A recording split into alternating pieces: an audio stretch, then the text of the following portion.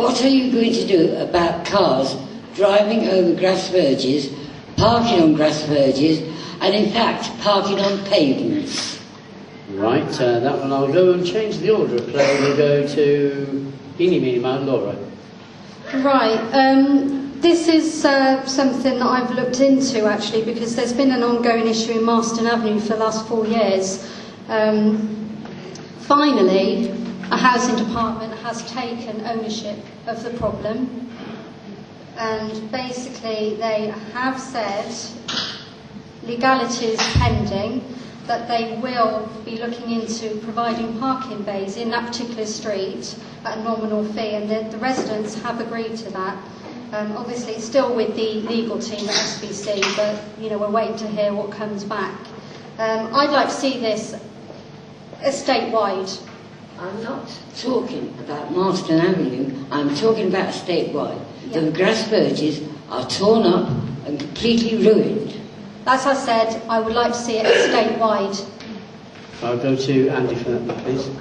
I remember the Marston Avenue one quite well because I was actually involved with that at the start, and that was just before I stood down as a councillor. The fact is, 3 or so years on, they're still actually waiting in Marston Avenue for that to be done. And to be honest with you, it was a no-brainer scheme to start with. There was no problem with it. Everything should have gone ahead, and in fact, that should have been completed by now. It should have. Sorry, I'm getting indications here. Right, okay. That should have been dealt with by now. The fact remains, Swindon Borough Council has a responsibility to enforce some of the liabilities that's going on.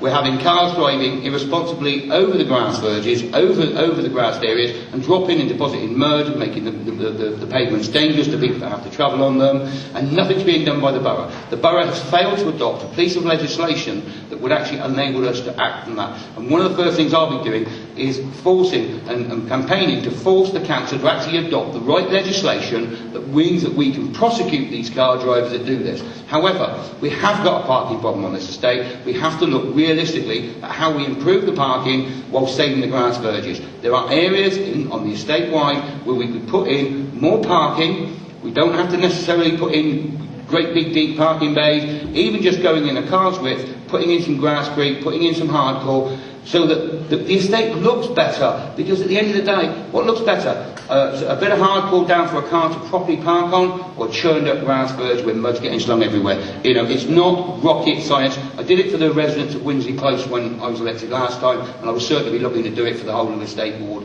if I get elected next time. A supplement to that question before we go to the next day, just a moment, Lorna. A supplement to that same question is regarding commercial vehicles with development in Penhill that have also churned up pavement areas and grass verges that are still awaiting to be rendered back to normal. I think it's appalling that, and I did ask for this, I've asked for this before in the past, and I will continually ask for this again. Areas like Tarts and Walcott have a 3.5 tonne weight limit. We do not have a weight limit on this estate for commercial vehicles coming on, except for, they can come onto those estates except for access.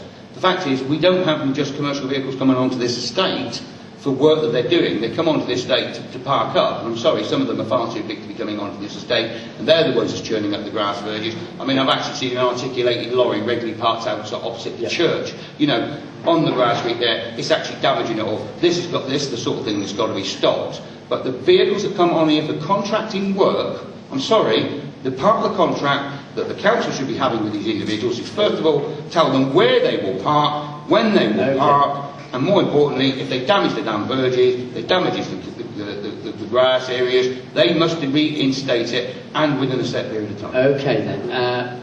Laura. Well, there is a move. It's Wesley Homes have been told that they will have to make good any damage done on the estate to grass verges. They have to do it, and they have told us they will do it. Again, we'll have to chase it, but that is what has been agreed with the council, and obviously local councillor is making sure that that will be done, and reparation work has started already in some areas. Okay.